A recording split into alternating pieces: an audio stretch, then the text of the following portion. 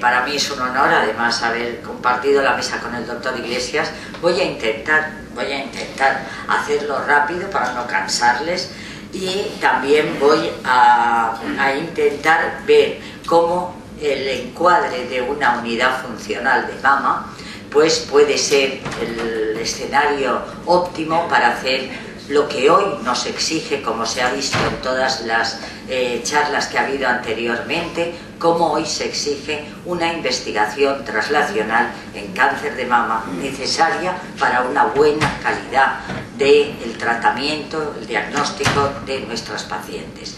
En principio no voy a solaparme con todo lo que nos ha dicho el doctor Casimiro Iglesias, que sabéis que es el que más sabe sobre unidades funcionales, pero yo creo que es importante saber que nos enfrentamos con un problema en la asistencia de las pacientes con cáncer de mama, sobre todo para los que no tenemos todavía estas unidades. Nosotros tenemos una unidad virtual de cáncer de mama, quisiéramos que fuera real con esos espacios que se han comentado, pero voy a decir cómo es en nuestro medio. Pero tenemos problemas en la asistencia de nuestros pacientes, tenemos opciones organizativas, y entre ellas fundamentalmente el comité de tumores, que es lo que hemos manejado siempre, pero que hemos dado un salto ya, y yo creo que las unidades funcionales, como ahora veremos, y los nuevos retos que tenemos con nuestras pacientes con cáncer de mama, que son el hacer una oncología integrativa de las pacientes con largos seguimientos y una investigación translacional, que es a lo que me voy a dedicar. En el proceso diagnóstico terapéutico tenemos todos problemas, pero sobre todo donde intervenimos todo, con la sospecha diagnóstica.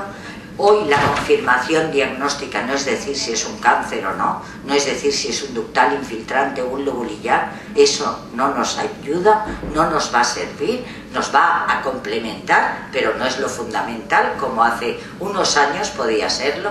Hoy necesitamos una información de la biología del tumor. Para la estadificación, el TNM nos ayuda todavía, pero posiblemente muy pronto, pues como se ha dicho anteriormente, va a ser sustituido por otros criterios de estadificación y sobre todo de clasificación molecular de nuestras pacientes. Necesitamos factores pronósticos toda la vida. Los que nos dedicamos a mama hemos estado haciendo trabajos de qué podía ser un factor pronóstico, cuánto dinero, cuánto tiempo hemos gastado en factor pronóstico. Hoy sabemos que el factor pronóstico nos ayuda poco. Es decir, hoy lo que queremos es un factor predictivo. Hoy queremos no saber quién va a recaer o no va a recaer, porque lo que queremos es saber cómo podemos disminuir ese riesgo de recaída. No si va a recaer o no, porque si es lo mismo que lo que tienes para una que tiene mucho riesgo, para bajo riesgo, pues no es tan fundamental como hemos buscado y hemos gastado tanto tiempo y tantas energías. Y luego la decisión de tratamiento, y como vemos claramente cómo todos los especialistas estamos integrados en ello.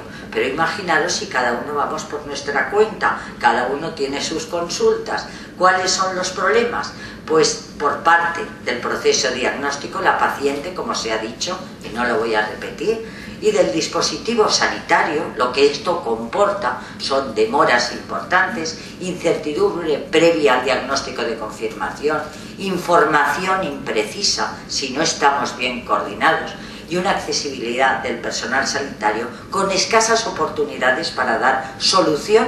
Yo voy a poner los problemas que luego ya el doctor Iglesias nos ha solucionado, pero el problema que hemos tenido hasta hace muy poco es que la orientación, como él ha dicho muy bien, no era el paciente, sino la orientación de las consultas de nuestras pacientes era una orientación desde el profesional.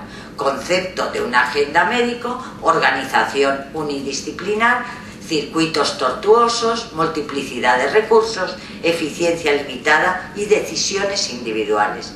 Las pacientes podían ir de un especialista a otro, van de una consulta a otra, porque tienen que ir y consultar con todos ellos.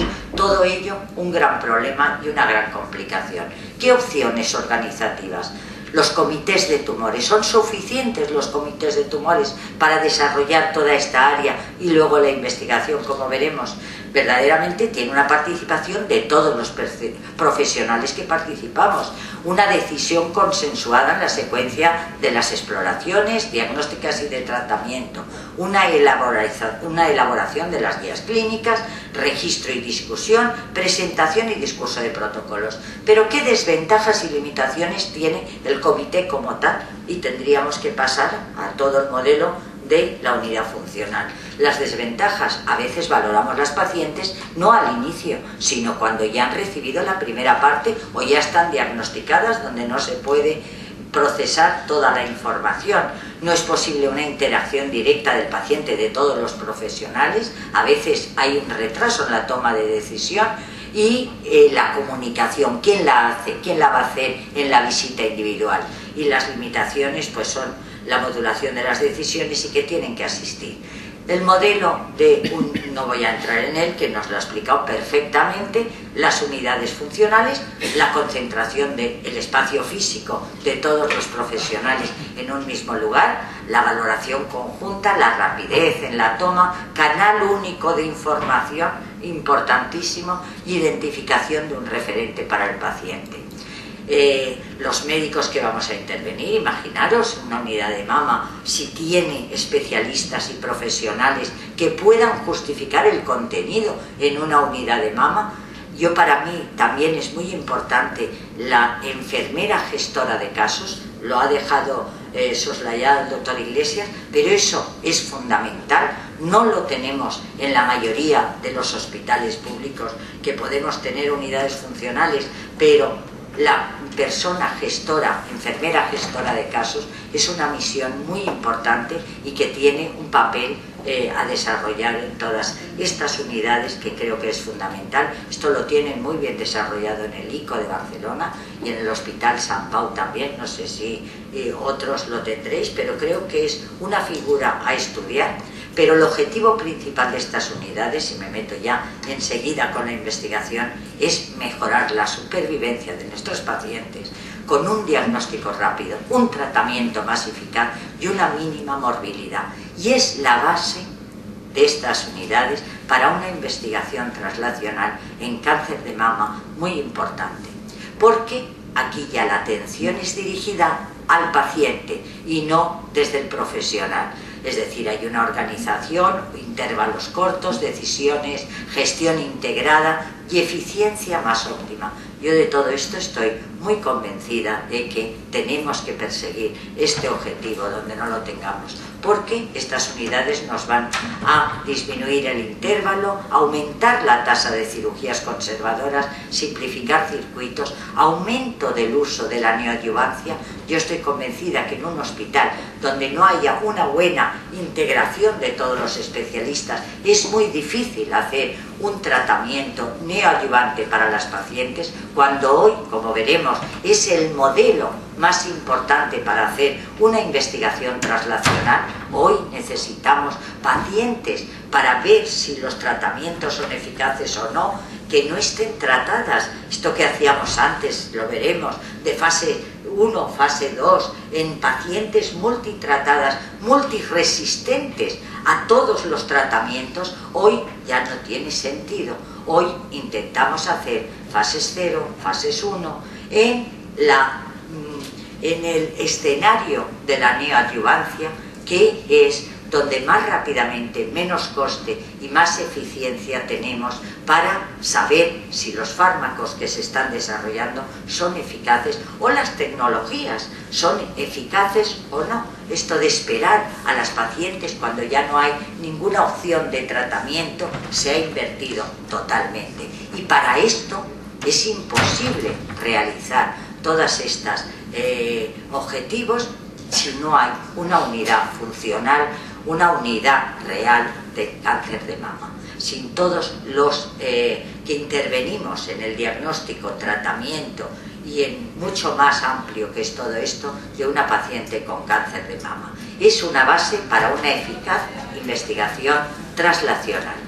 Por tanto, los nuevos retos que tenemos también en la oncología y en el cáncer de mama es sobre todo los largos seguimientos. Es decir, nuestras pacientes cada día tenemos, gracias a Dios, mayor supervivencia. El 80% de nuestras pacientes que se diagnostican cada año pueden vivir sin enfermedad más de 10, 15, 20 años y necesitan seguimientos. Nuestra estructura de atención pública no puede abarcar toda esta seguimiento de las pacientes con cáncer de mama. Por tanto, va a ser importantísimo también la unidad de mama para esto, para gestionar cómo hacemos ese seguimiento de las largas supervivientes. Tenemos que implicar otras estructuras sanitarias como es la asistencia primaria, pero importantísimo que la asistencia primaria, cuando tenga un problema con estas pacientes en los seguimientos, yo creo que esto la Sociedad de Senología ya se lo está planteando, lo que es el seguimiento a largo plazo de las pacientes, que tendremos que dar una solución, y para ello también la unidad funcional de mama va a ser la base y la estructura para que estas pacientes puedan volver. Pero lo que está claro es el tema de que la unidad funcional de mama es la base y la estructura para esta investigación translacional. Porque ya sé que muchas de las cosas o algunas de las cosas que voy a decir se han dicho anteriormente, tanto por Vega, con su clasificación genómica y perfiles genómicos, como todas las ponencias que ha habido sobre las nuevas tecnologías, pero yo no voy a hacer más que, al contrario, sedimentar esto y decir la importancia que tienen estas unidades en los hospitales públicos, porque es donde se puede hacer en muchos sitios y vemos en los modelos americanos, pero en nuestra sociedad española, hoy por hoy, la investigación clínica translacional se hace sobre todo en la medicina pública y en los centros públicos. Tendremos que ver de dónde sacamos recursos, pero esto es así. Si no los tenemos nosotros, tampoco los va a tener la medicina privada, ni muchísimo menos, que su objetivo es otro. Por tanto, yo diría que las líneas de investigación hoy en cáncer de mama, las que utilizábamos clásicas, ya no nos sirven, y ahora os lo demostraré perfectamente, porque intentábamos mejorar tratamientos, fármacos con mayor eficacia, tanto es así que a los oncólogos se nos llamaba quimioterapeutas o venenos. Es decir, esto hoy no lo consentimos. ¿Por qué? Porque lo que menos nos gusta es la quimioterapia, lo que menos nos gusta son los venenos. Queremos aprender biología para ser mucho más eficaces, tener dianas, tener fuentes de dianas terapéuticas para crear tratamientos biológicos específicos, tal y como decía Vega, personalizados. Pero la investigación que hemos hecho hasta ahora ha sido una investigación de fármacos, combinaciones de sinergia más eficaces, pero lo que queremos es esto en estos momentos, y las charlas de esta mañana han ido dirigidas ahí. Porque mirad, vemos perfectamente que nosotros hacíamos ensayos clínicos de grandes poblaciones, 2.000, 3.000, 4.000 pacientes en adyuvancia. Gastábamos un fármaco o una combinación. Así hemos conseguido mejorar la supervivencia de nuestros pacientes. Todos conocéis CMF de nuestro queridísimo Bonadonna, por supuesto, pero luego del CMF las antraciclinas, luego los taxanos, pero para todo cogíamos ganglios negativos, ganglios positivos, es decir, bajo riesgo, alto riesgo, solo por estadiaje TNM, ganglios negativos, ganglios positivos. Esto utilizábamos miles y miles de pacientes para sacar que se beneficiaban unas poquitas, es decir, la curva rosa, la curva roja y la curva negra. Pequeños beneficios. Hemos conseguido aumentar supervivencia y no hay que desmerecer estos estudios, pero utilizábamos y sobretratábamos multitud de pacientes que no se beneficiaban. Recogidas, ¿por qué? Porque lo que buscábamos era riesgo de recaída. Contentábamos nuestra conciencia, es decir, una paciente con ganglios positivos, mucho riesgo de recaída, le tenía que dar mucho y lo mejor, para intentar disminuir ese riesgo. Y a una paciente con pequeñito riesgo, pues a lo mejor no hacía falta tratarla, porque tenía poquito riesgo, y a lo mejor ahí era donde hubiéramos sido más eficaces. Por tanto, el criterio de masa solo significa tiempo. El TNM significa tiempo de evolución, pero no biología. Los factores pronósticos nos indican quién va a necesitar o no por su riesgo de recaída, pero no nos dice con qué vamos a disminuir ese riesgo. Y lo que hemos hecho hasta ahora con nuestros ensayos clínicos eran criterios morfológicos, inmunistoquímicos, número de ganglios, tamaño tumoral, grado histológico, receptores hormonales, expresión de ER2.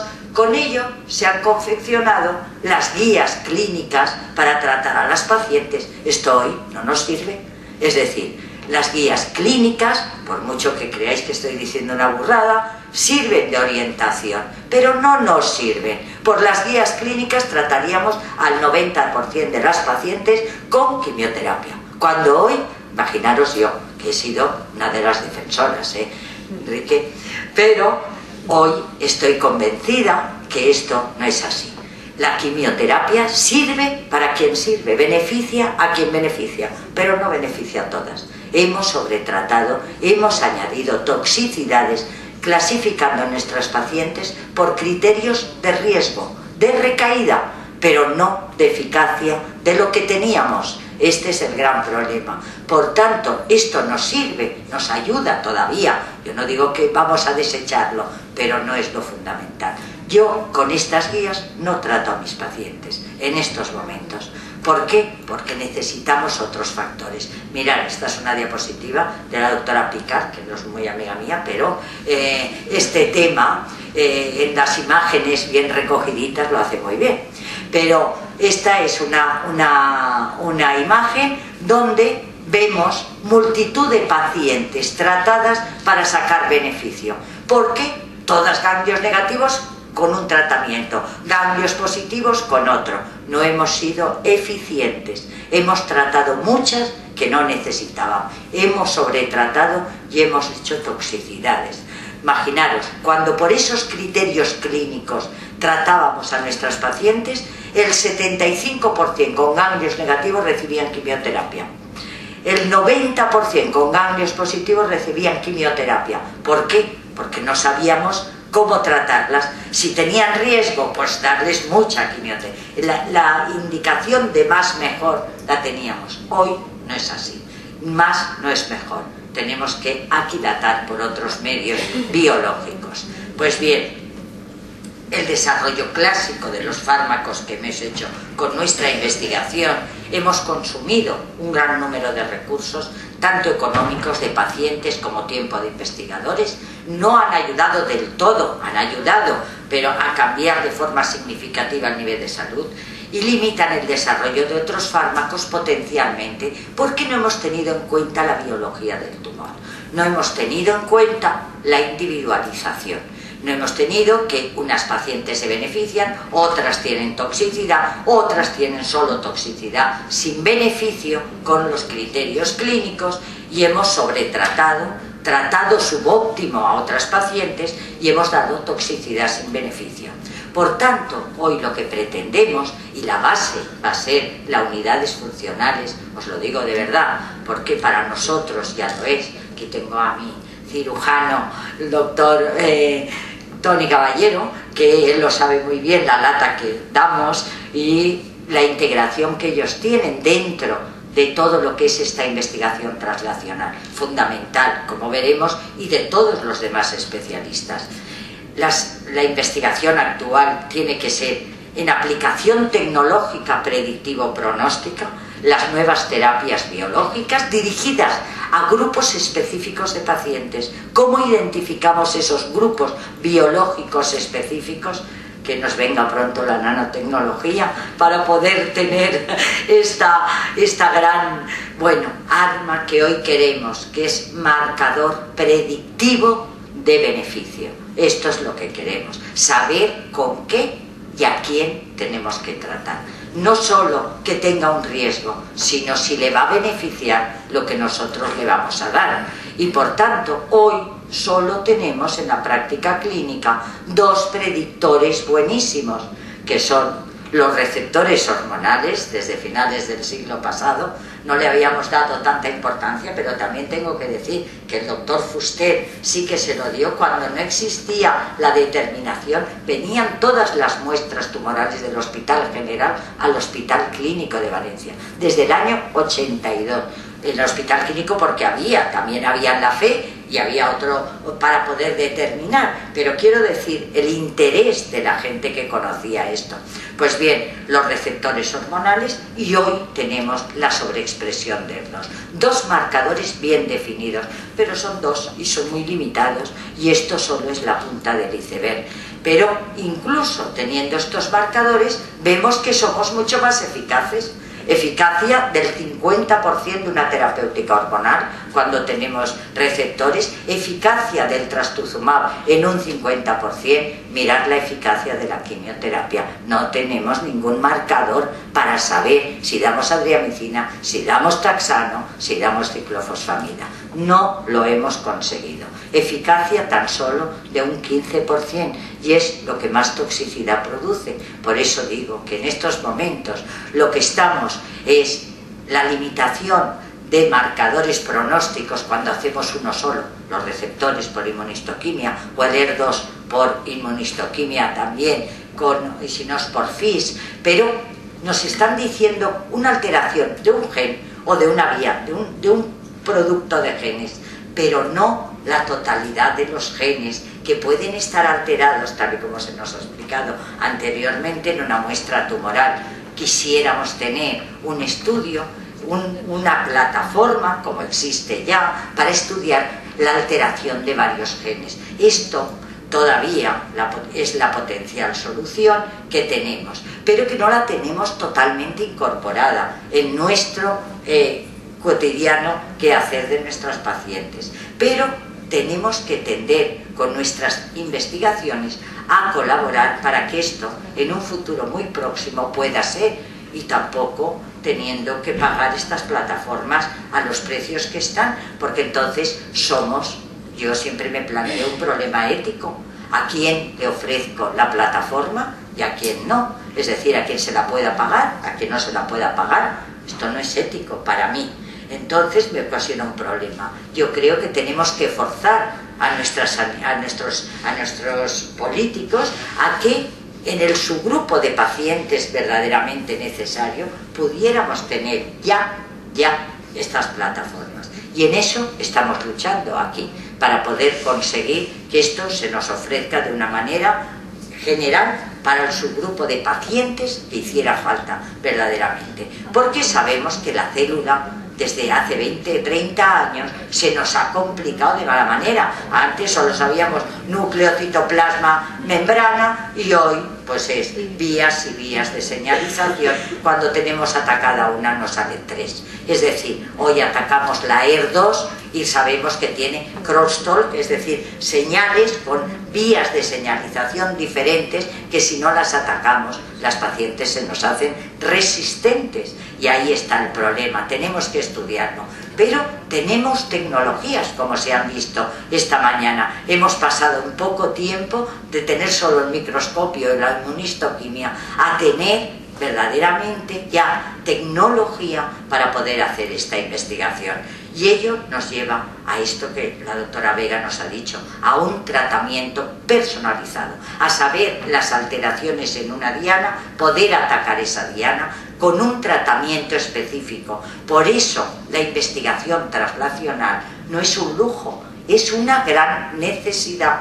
Necesitamos conocer, que los básicos nos informen bien de la biología, que los clínicos la llevemos a la aplicación clínica y a la investigación para saber si es una diana eficaz o no, y es necesaria, y no podemos olvidarnos, en las unidades de mama. Esto necesita, no los oncólogos, ni muchísimo menos, necesitamos de todos. Si no hay una buena integración, no se puede hacer ningún tipo de esta investigación, porque hemos pasado de ser esto, los quimioterapeutas, los de los venenos, a nosotros no nos gusta.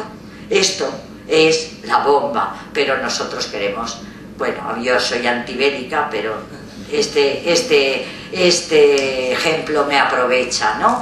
Queremos ser específicos, queremos atacar lo que está alterado, no queremos matar a la célula indiscriminadamente, porque producimos toxicidades y la célula que la matamos salen 10. Es decir, hoy la quimioterapia, yo estoy convencida, ya no sé si lo veré, pero que la quimioterapia todavía la necesitamos con los agentes biológicos, pero llegará un momento en que si verdaderamente conocemos la biología, no nos va a hacer falta.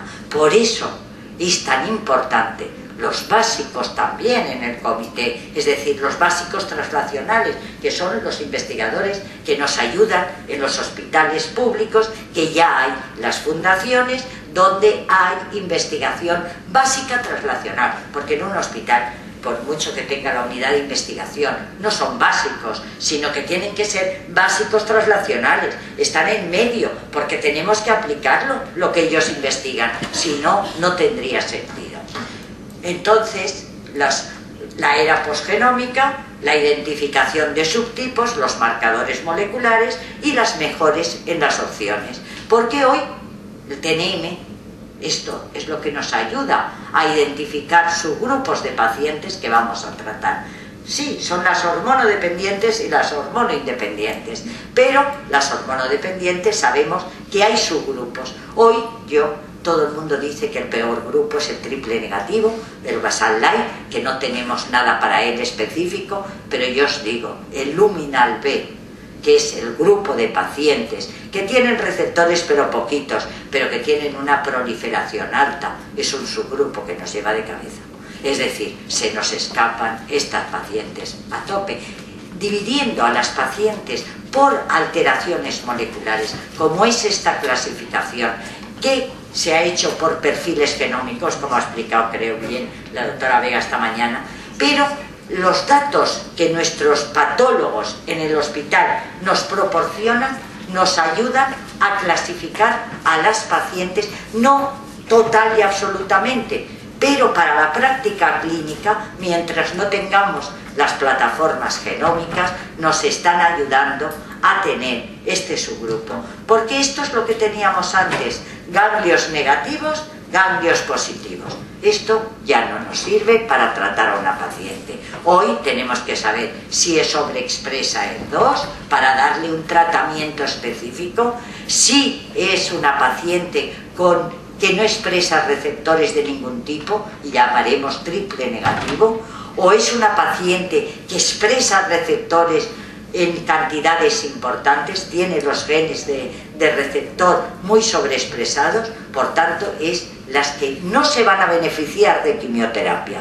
No les tendremos que dar quimioterapia porque no les hará nada, y esto no lo sabíamos hace unos años, y hoy sabemos que una luminal A no le hace falta, aunque tenga ganglios positivos, como se decía esta mañana. La receptor positiva, luminal B, quiere decir que tiene un perfil de proliferación alto, un Ki67 alto, con datos de la inmunistoquimia. Nos aprovecha más o menos hasta que tengamos los perfiles para poder saber bien nuestras pacientes. Y por tanto sabremos que las luminales A serán estas, con las luminales B, la SER2 un 15-20% y la que no expresa nada un 15%. Y sabremos pues esto, que las luminales A expresan receptores hormonales y que no van a necesitar quimioterapia.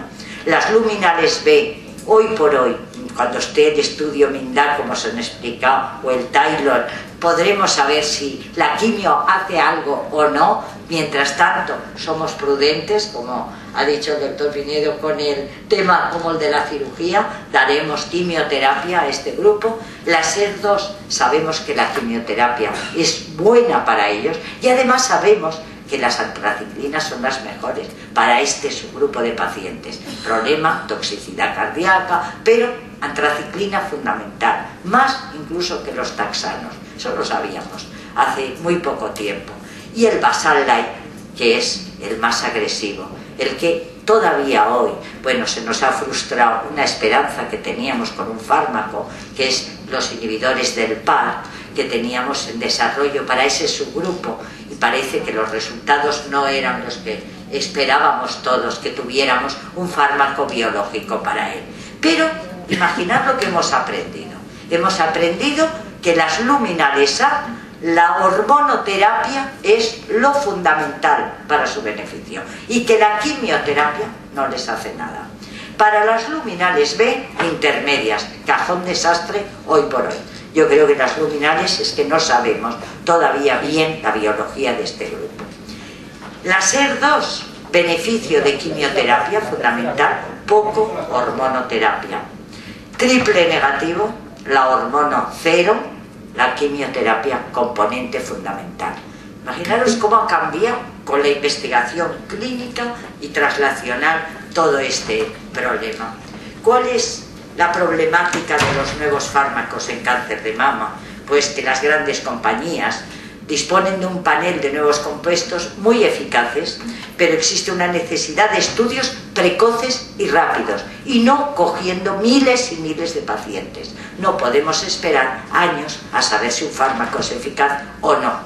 Estudios preclínicos no van a garantizar ni justifican una decisión, y el desarrollo de nuevos fármacos precisa de un nuevo modelo no centrado en la toxicidad, que era máxima dosis tolerada. Eso es lo que intentábamos en los fase 1 iniciales de quimioterapia en pacientes multitratadas, sino en parámetros biológicos. ¿Inhibe o no inhibe la diana contra la cual le doy el tratamiento? Ahí está, poco grupo de pacientes, muy eficaces los ensayos. Imaginar si para cáncer de mama tenemos fármacos biológicos en desarrollo en estos momentos. Tenemos muchísimos, pero tendremos que saber y tendremos que tener en cuenta la oncofarmacogenética y la farmacogenómica, es decir, las bases genéticas, las alteraciones biológicas y las variabilidades individuales de cada paciente para saber sus toxicidades o no. Y con esto ya rápidamente acabo. La investigación translacional. Disponemos de la biotecnología para estudiar amplios paneles de dianas biológicas.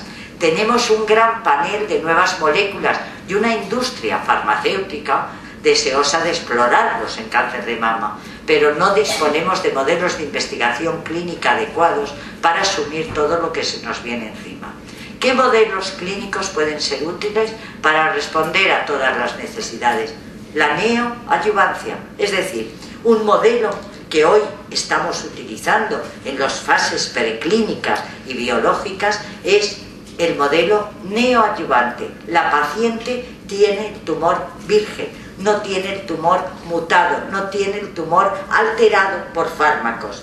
¿Y qué tenemos que hacer? Pues en una paciente con un tumor que sea susceptible de realizar biopsias, poder conocer la biología antes de tratar a la paciente. Saber si tiene alterada cierta vía para intentar, si tenemos un estudio de un fármaco contra esa vía, ver si es eficaz o no. Pero no eficaz en respuesta al tratamiento, sino eficaz en inhibir la vía alterada que estamos haciendo. Para ello necesitamos otra biopsia después de haber dado la medicación y necesitamos saber el efecto de esa medicación en un tiempo. Por tanto, necesitamos diversas tomas del tumor de la paciente, necesitamos un equipo para poder hacer esto. Esto no lo puede hacer ni una persona, ni unos especialistas, para nada. Esto se tiene que hacer de forma multidisciplinar. Esta investigación clínica translacional, que ya no es meter pacientes en ensayos clínicos, que esto es lo que hacíamos antes y podían hacerlo unos especialistas solo. Esto necesita la integración de las unidades de mama, de los comités de mama interdisciplinares, para poder llevar a cabo toda esta investigación de las nuevas terapias moleculares que no son fármacos que maten todo, ni queremos ver la eficacia que tienen en un tumor. Mirad, este estudio que se va a publicar ahora, el NeoAlto, es un estudio muy importante donde da 2 agentes biológicos en una rama de los tratamientos, quiere decirse 2 inhibidores de ER2, el trastuzumab y el apatinib.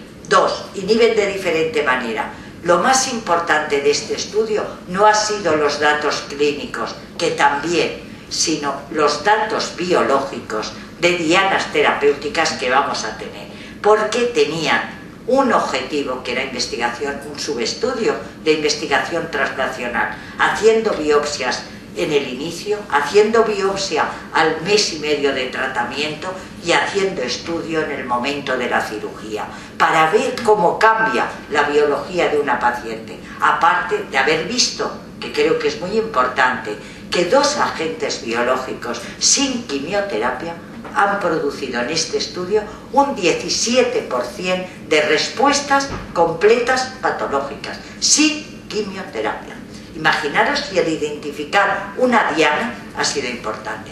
Podemos estar como en la leucemia mieloide crónica. Sabéis que ha cambiado su historia natural conociendo la diana y teniendo un fármaco que bloquea esa diana. Pues posiblemente en la cáncer de mama estamos a este nivel. Yo creo que es de los tumores sólidos que más investigación tiene y que en fases más avanzadas de nuevos fármacos, de nuevas vías. Otra forma de tener, que tenemos nosotros estudios en nuestro hospital, es los fase 0. ¿Esto qué es? Porque es importantísimo aquí el comité. El fase 0 es que tú das un tratamiento mientras le haces las exploraciones a la paciente. No interfieres para nada en el proceso diagnóstico, ni terapéutico. Lo empezamos el primer día que vemos a la paciente, si la paciente acepta, lógicamente, es una investigación clínica translacional, y le decimos, la paciente, tenemos biopsia del tumor, damos un tratamiento mientras se hacen las pruebas de extensión, pasa su preanestesia, los 15 días que puede tardar en estos momentos una paciente en ser intervenida o en ser tratada, si es neoadyuvante. Pues en esos 15-20 días damos el nuevo fármaco, un fármaco que conocemos su toxicidad, no es un fármaco 0, pero sí que queremos ver el endpoint de ese estudio fase 0, es saber si la diana la ha inhibido o no. Y rápidamente pasamos al tratamiento estándar. Solo dura el estudio 15-20 días, dependiendo de los estudios. Y sabéis que pronto tenemos información si ese fármaco debe seguir o no debe seguir su investigación. Importantísimo. Otro tema que vosotros conocéis muy bien, que es la proliferación. Hoy sabemos que a una paciente, cuando damos terapéutica hormonal, si baja la proliferación, ese tratamiento va a hacer efecto. No solo que tenga receptores. En una neoadyuvancia, si nosotros fuéramos capaces de al mes de llevar un tratamiento, ver si de un Ki67 de 60 hemos pasado a un Ki67 de 20, esa paciente no necesita quimioterapia, necesita tratamiento hormonal, porque es la que va a hacer respuesta completa solo con tratamiento hormonal. Esto es importantísimo. Con una biopsia al mes de dar un tratamiento sabemos si va a responder o no va a responder. Por tanto, pues cambios a nivel proteico es lo que vamos a medir con los nuevos fármacos, marcadores de daño celular, proliferación, apoptosis, angiogénesis y cambios a nivel genómico. En esto es lo que se basa la nueva investigación, no en saber si tiene toxicidad o no la tiene, o si la paciente tiene diarrea o tiene náuseas y vómitos, o neutropenia, para decir que un fármaco no era bueno. Esos son el desarrollo de los citostáticos. Esta es la forma del desarrollo de los nuevos tratamientos. ¿Por qué hemos pasado al siglo XXI para hacer de la quimioterapia, de la radioterapia, como nos ha explicado la doctora González, de la cirugía, como nos has explicado perfectamente, de ser radicales a ser específicos, a intentar ser específicos, pero para ello necesitamos una investigación translacional que nos vaya diciendo qué moléculas son buenas, qué dianas son las que estamos atacando para hacer un tratamiento personalizado. Porque esto es lo importante hoy en cáncer de mama. El pronóstico sí, pero la clasificación molecular, la predicción de eficacia del tratamiento y la comprensión biológica.